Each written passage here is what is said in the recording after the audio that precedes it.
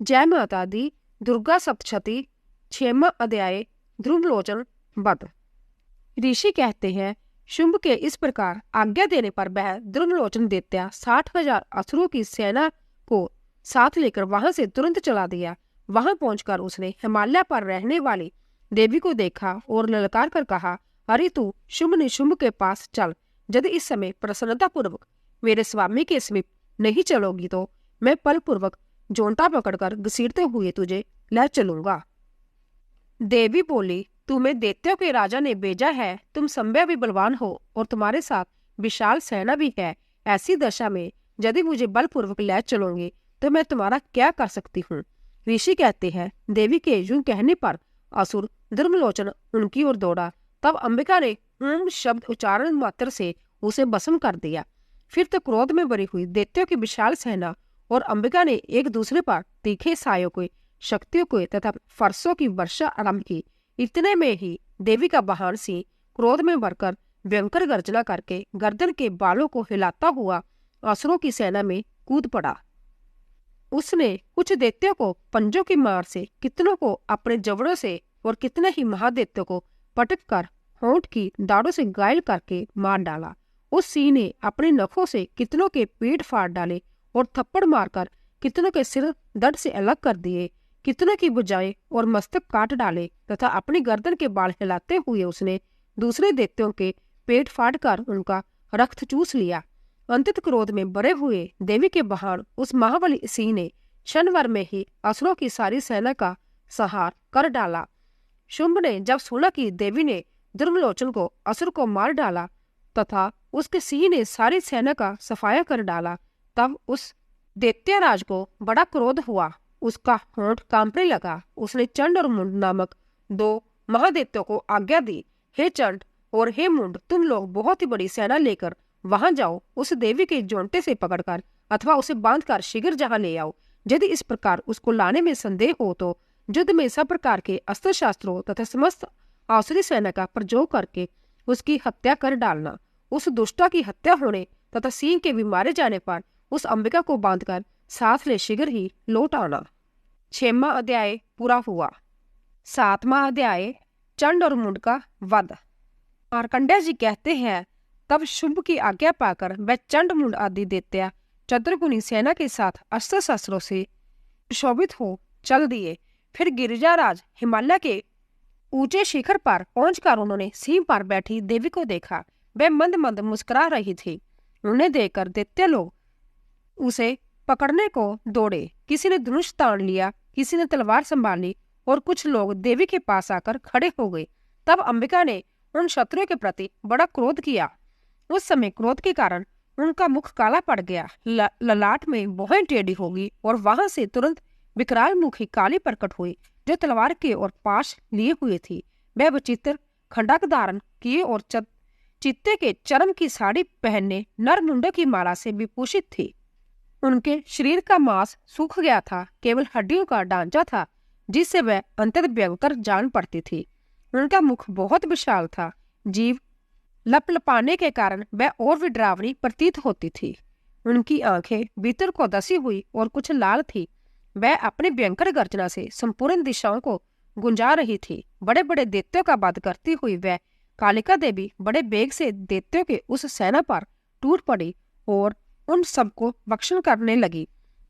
माता जोधा और गंडा सहित कितने ही हाथियों को एक ही हाथ से पकड़कर मुंह में डाल लेती थी। इसी प्रकार घोड़े, रथ और सारथी के साथ रथी सैनिकों को मुंह में डालकर वह उन्हें बड़े भयानक रूप से चबा डालती थी।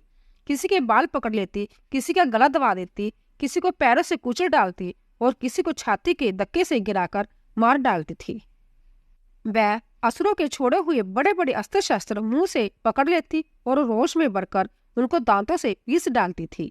काली ने बलवान एवं दुरात्मा देव दैत्यों की वह सारी सेना रोंद डाली, खा डाली और कितनों को मार भगाया। कोई तलवार के गांठ उतारे गए, कोई खंडक के पीटे गए और कितने ही असुर दांतों के अग्रभाग से कुचले जाकर मृत्यु को प्राप्त हो गए।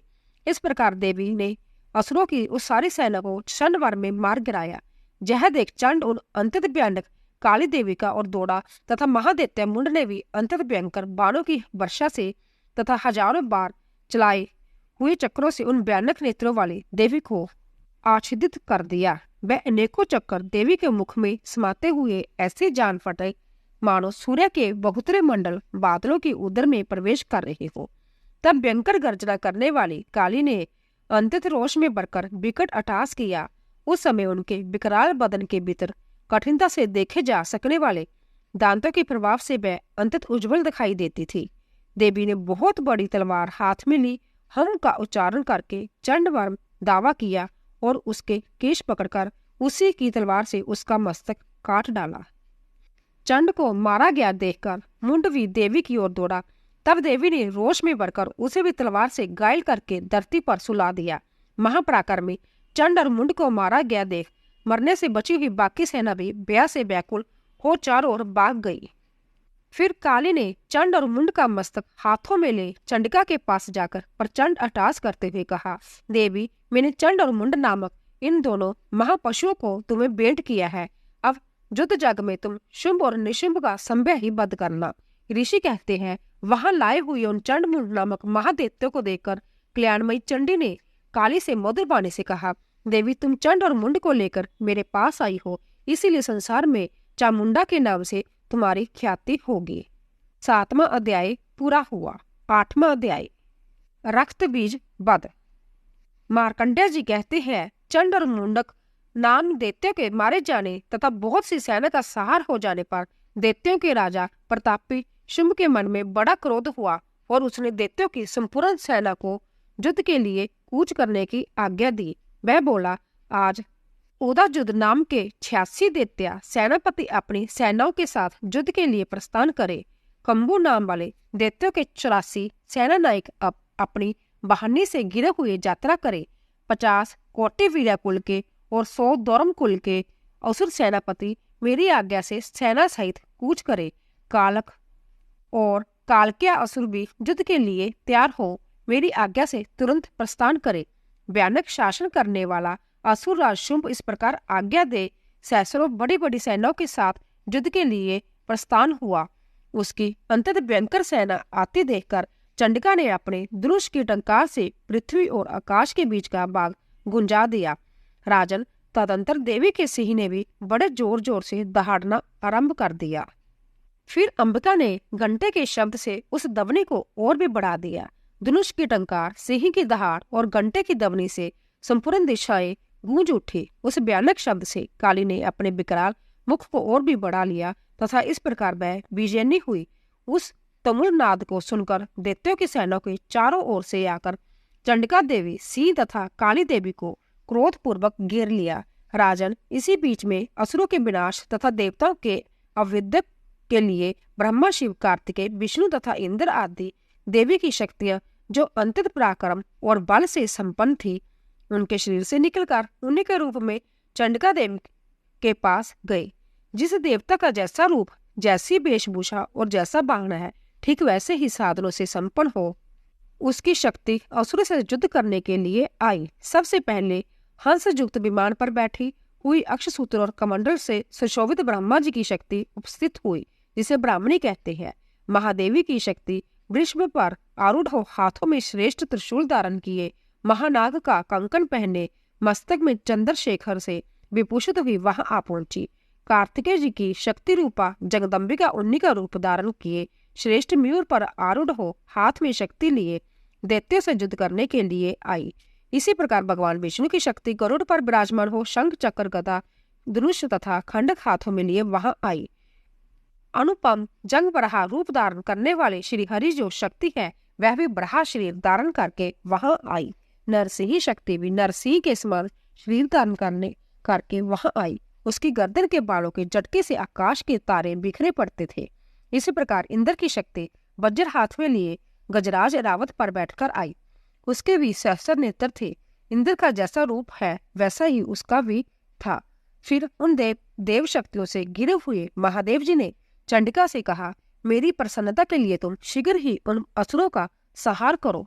तब देवी के शरीर से अंतत भयानक और परम उग्र चंडिका का शक्ति प्रकट हुई, जो सैकड़ों गिदड़ियों की बांटती आवाज करने वाली थी। उस अपराजिता देवी ने धूमिल जटा वाले महादेव जी से कहा, भगवान, आप शुंभ निशुंभ के पास दूत बनकर जाइए और उन अंतत गर्वीले दानव शुंभ एवं निशुंभ दोनों से कहिए, साथ ही उनके अतिरिक्त भी जो दानव युद्ध के लिए वहां आए हो उनको विजय संदेश दीजिए। दैत्यो, यदि तुम जीवित रहना चाहते हो तो पताल को लौट जाओ।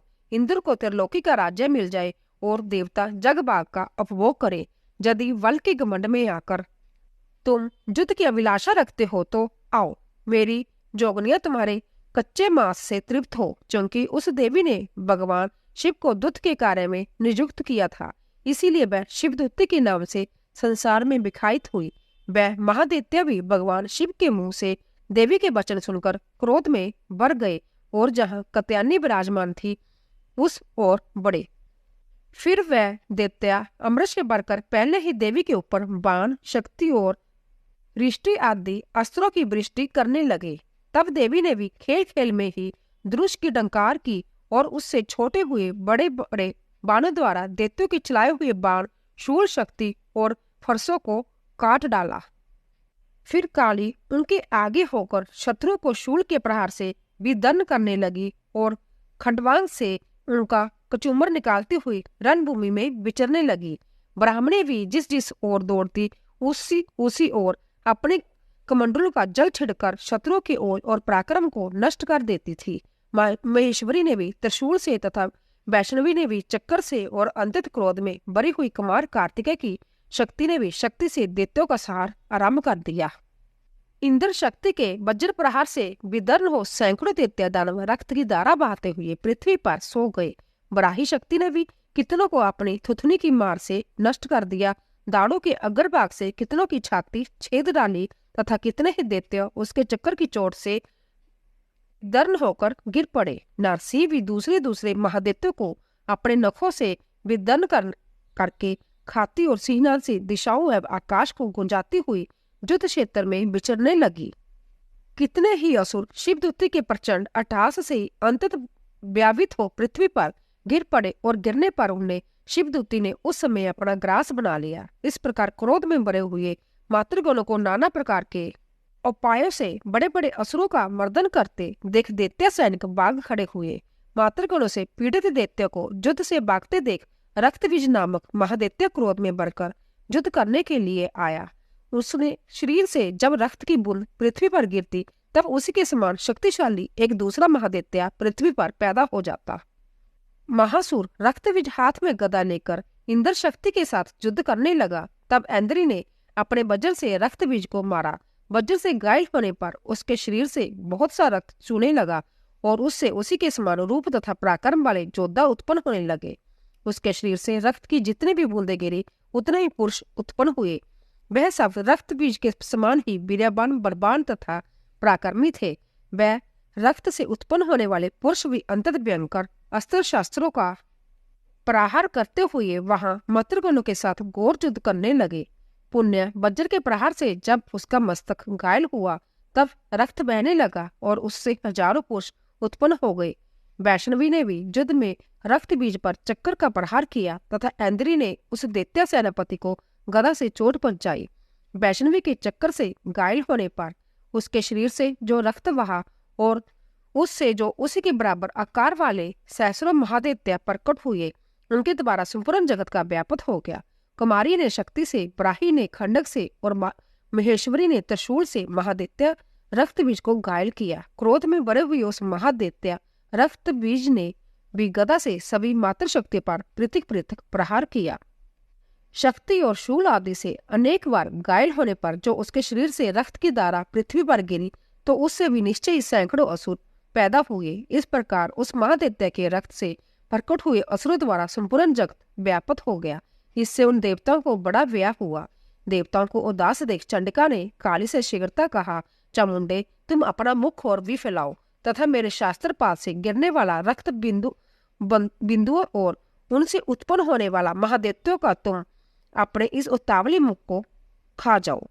इस प्रकार रक्त से उत्पन्न होने वाला महादैत्यों का भक्षण करती हुई तुम रण में विचरती रहो। ऐसा करने से उस दैत्य का सारा रक्त क्षीण हो जाने पर वह संभ्या नष्ट हो जाएगा। उन भयंकर दैत्यों का जब तुम खा जाओगी तब दूसरे नए दैत्य उत्पन्न नहीं होंगे। काली से यूं कहकर चंडिका देवी ने शूल से रक्त विजय को मारा और काली ने अपने मुख में उसका रक्त ले लिया।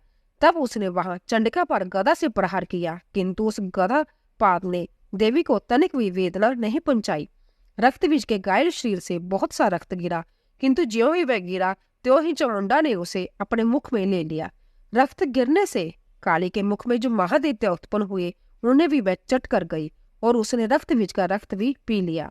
फिर देवी ने रक्त बीज को, जिसका रक्त चामुंडा ने भी पी लिया था, वज्रबाण, खंडक तथा रिष्टि आदि से मार डाला। राजन, इस प्रकार शास्त्रों के समुदाय से आहत एवं रक्तहीन हुआ महादैत्य रक्तबीज पृथ्वी पर गिर पड़ा। नरेश्वर, इसमें देवताओं को अनुपम हर्ष की प्राप्ति हुई और मातृगण उन असुरों के रक्तपान की मद से अदुत्साह होकर नृत्य करने लगा। 8वां अध्याय पूरा हुआ।